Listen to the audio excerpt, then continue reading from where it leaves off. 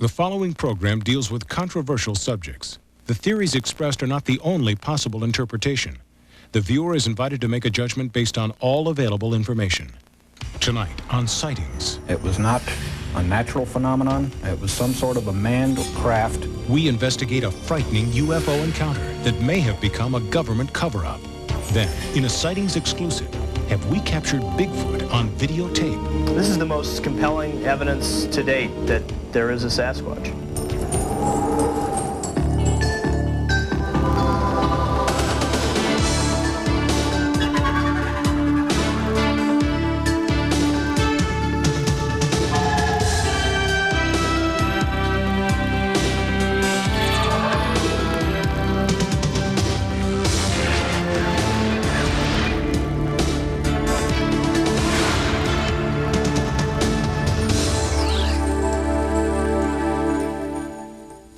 Welcome to Sightings. I'm Tim White. If there really have been UFO landings in the United States, why isn't there any hard evidence? Why haven't UFOs appeared on radar? Ufologists answer that our government has purposely and systematically suppressed information about alien spacecraft. And they point to an astonishing case on a U.S. military base in Great Britain.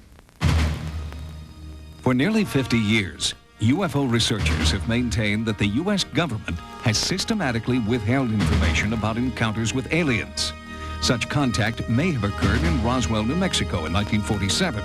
The U.S. government says it never happened. Some believe that alien technology is currently being tested in the notorious and top-secret Area 51 in the Nevada desert. The U.S. government refuses to comment.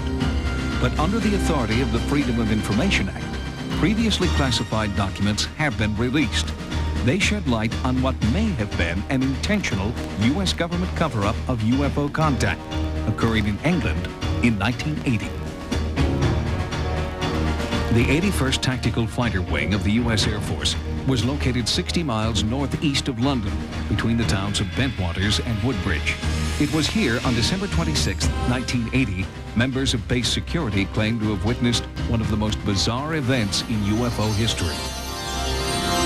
The whole thing was weird. It just didn't seem right. Airman First Class John Burroughs and his partner were on a routine patrol around the base perimeter when they spotted unusual activity in the nearby woods. My partner initially saw some strange lights. So we went ahead and looked at each other and we decided we better kind of see what's going on because it didn't seem normal. At the very same moment, the control tower at London's Heathrow Airport reported the sudden appearance of several unidentified flying objects on radar. I think if we would have been armed, we might have been fired on it. I mean, it really, there was whatever it was, scared us. I was going to bed and through the side windows here, I saw these lights. Local resident Jerry Harris was one of a handful of civilians who reported strange phenomena that night. He recalls the encounter. Well, they moved sort of sideways, this way, and then they'd go down and they'd come back up again. Most peculiar.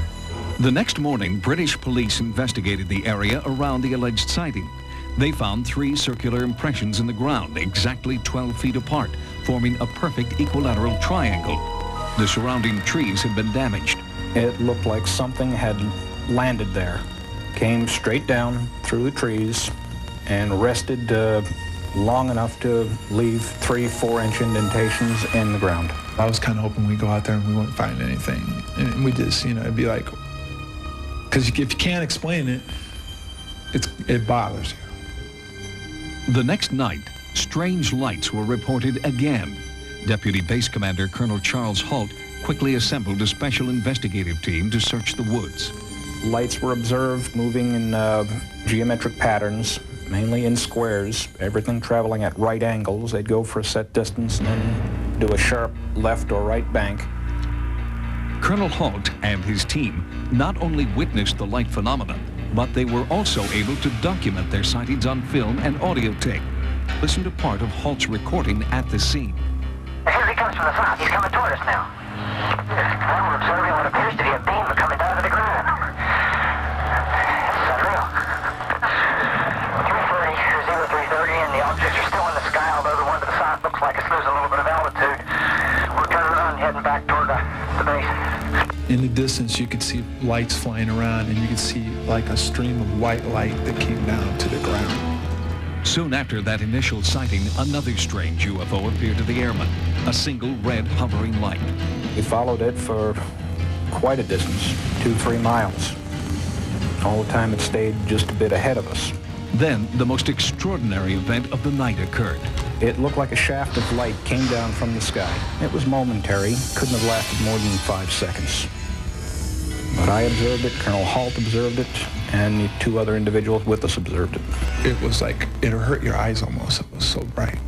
Because of this inexplicable encounter, a special unit from European headquarters was dispatched to Bentwaters to take over the investigation. We were told that whatever we saw out there from then on, we were not to call in on the radio or report in, that people were aware of that something had happened or something could still be going on. The team confiscated all physical evidence of the encounter, including Colonel Halt's tape recordings, films, and memos. All of that material was gathered up. It was considered technical intelligence. Therefore, it went to Ramstein Air Force Base. Now retired from Army intelligence, Clifford Stone was stationed at Hanau, West Germany at the time of the Bentwaters investigation. According to Stone, news about the UFO landing spread like wildfire. I know that they considered that craft to be under intelligent control, and they did not consider that intelligence to be of this earth. With so many credible witnesses, there's little doubt that something anomalous occurred that night. But what was it? There was no doubt it was an unidentified flying object, which is what a UFO is. The blue lights that we saw and what they were capable of doing could lead you to believe possibly that they were intelligent. It was not a natural phenomenon. It was some sort of a manned or unmanned craft, and it was being controlled by someone. Despite so much eyewitness testimony, skeptics maintain the encounter was not the result of otherworldly phenomena. Let's say that this wasn't a UFO incident. What is it that can cause highly trained Air Force security policemen who are armed to the teeth with automatic weapons, grenade launchers, pistols, what can cause them to run away from a light in the woods? Chuck DeCaro was a Defense Department correspondent for CNN who traveled to England to research the Bentwaters incident. He's heard many explanations for the strange lights. This was an important base. It had a nuclear weapons storage dump. If these guys were hallucinating, as some debunkers have claimed, what were they doing guarding those self-same nuclear weapons the next day and the next week? Others have speculated that the UFO was a top-secret U.S. military aircraft used to test the responses of base security forces. We exercised on a regular basis through every possible contingency at the ground troops, and there was no need for the Air Force to come up with something extra. There is another possibility involving technology known as psychotronic or radio frequency weapons. There are those experts in the area of radio frequency weapons who say that RF energy can be delivered in such a form as to have an effect on human psychology or physiology. Sightings of unexplained lights identical to those reported at Bentwaters had also been reported in the former Soviet Union. Experts suggest these reports may be the result of experiments using similar weaponry. Unfortunately, none of these theories can be fully explored because the U.S. Air Force has refused to acknowledge that any encounters occurred. Some believe there's been a cover-up. I ended up going to Korea, and I can't prove it, but I really wasn't due for an assignment, and they kind of got me out of here in a hurry. Any attempt to gather physical evidence at the site is now impossible. The alleged landing site has been destroyed. When our sightings crew visited Bentwaters, this was all that remained of the woods. All that there, yes, the whole lot, 10,000 acres, was absolutely devastated. British UFO researcher Brenda Butler has been investigating the Bentwaters sighting since 1981. She claims that her efforts have been sabotaged by the U.S. and British governments. The Ministry of Defence have been on to us, telling us to keep quiet and, you know, not to say anything about it. What we can't understand is why this case, when all the other cases we've been on, we've been allowed to talk about it. I have no doubt that our government and other governments are withholding information. They don't know what's going on, or if they do, they're not willing to share that information with the general populace. And sooner or later, it's all going to come out. It wasn't until one of the base commander's top secret memos was released in 1983 that any information about the Bentwaters UFOs was made public. The U.S. Air Force still refuses to comment. Could it have been a weapons experiment? Possibly. Could it have been a visitation from a UFO? Possibly. Is there a cover-up? Probably. Is there more to come from the Bentwaters incident? You bet. The United States Air Force continues to deny that a UFO encounter occurred at Bentwaters. Without the military's cooperation, the documents obtained through the Freedom of Information Act remain just one more tantalizing clue for scores of conspiracy theorists. They remain convinced that the government has top secret UFO information and plans to keep it that way. Coming up, is this really a Bigfoot captured on videotape? This is the most compelling evidence to date that there is a Sasquatch. A Sightings exclusive next. Whether you know it as Sasquatch or Bigfoot, there is evidence that points to the existence of an enormous creature, half man, half ape. It could be the elusive missing link. Anthropologists are studying footprints, handprints, and now a new film exclusive to Sightings that appears to some to be authentic. Serious researchers won't give up their quest for proof that Bigfoot is a living, breathing creature stalking the woods of North America. Sightings has brought you startling footage before, and now a surge in reports brings new information about this elusive monster.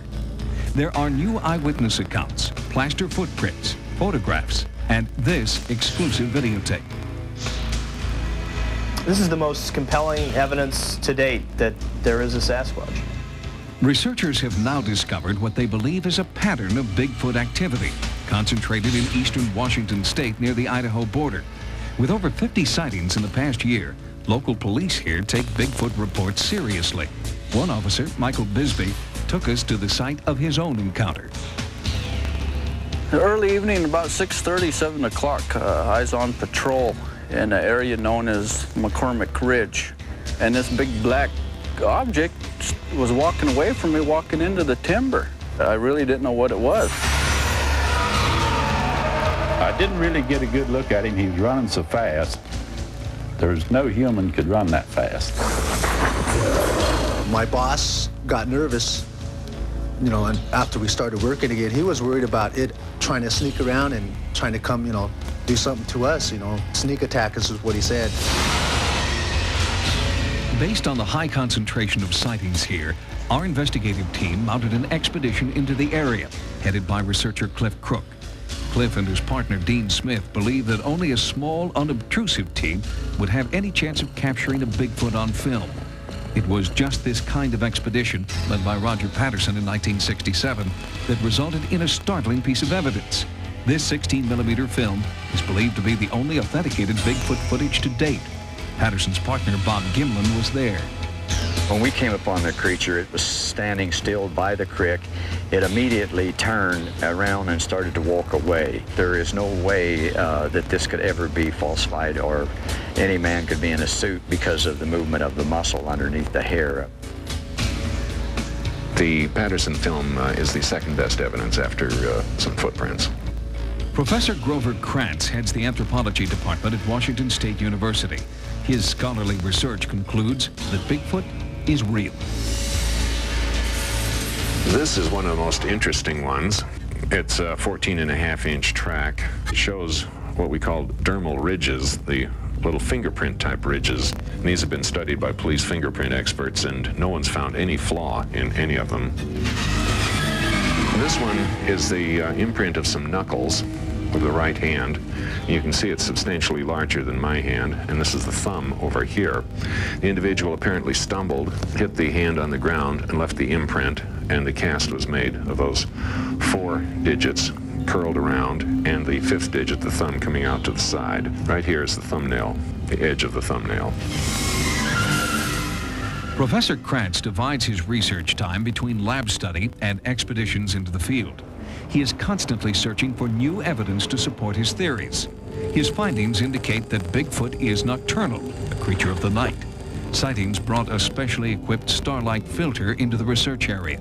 we hoped that this night vision feature would increase our chances of finding an actual Bigfoot. Unfortunately, bad weather forced us to end the investigation before any sightings occurred. Soon after our team left the area, an anonymous videotape arrived with a Washington State postmark.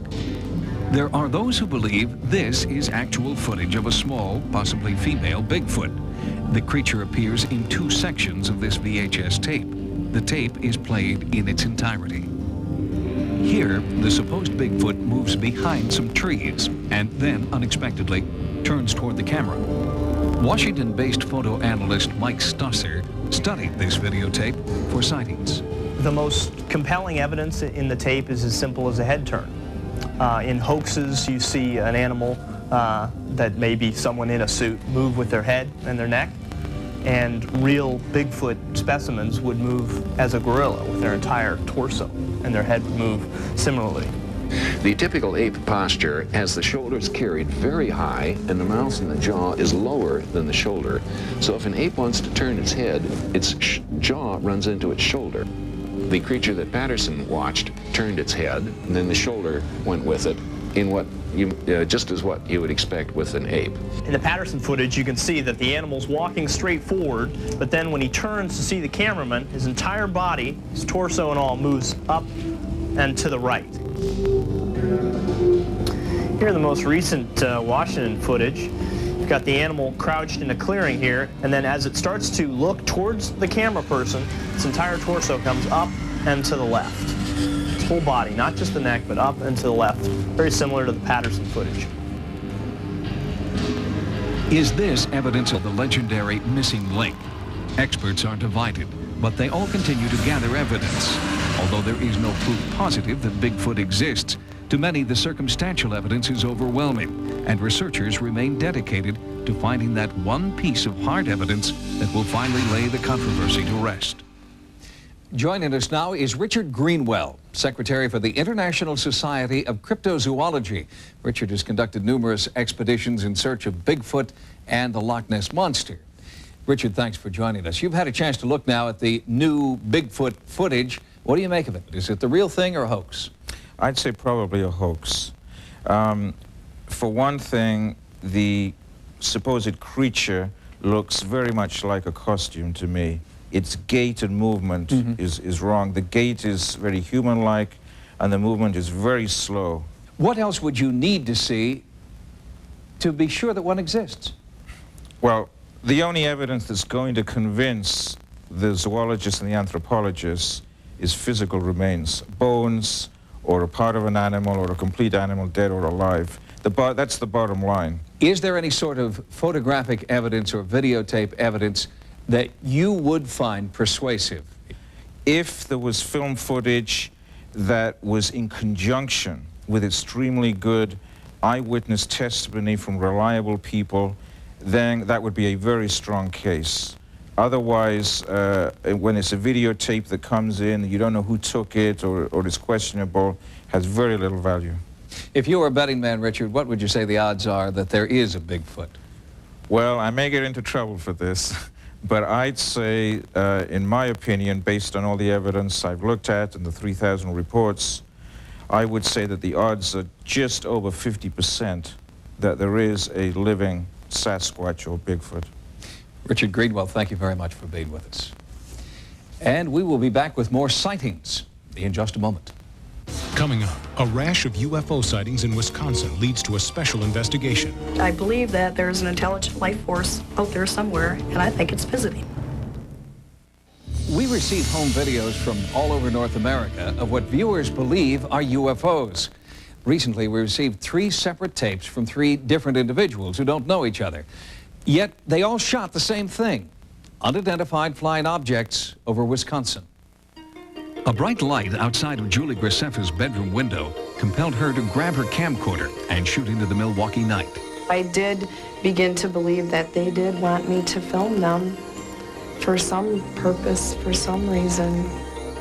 Kevin Crump was driving his grandmother home when he grabbed his video camera. At first I thought it was a plane, but then when I slowed down and we looked, it shot out a blue light out of the back end. and we knew then it couldn't have been a plane. A friend's phone call sent Beaver Dam resident Carol Putz into her yard with camera in tow. I believe that there's an intelligent life force out there somewhere, and I think it's visiting.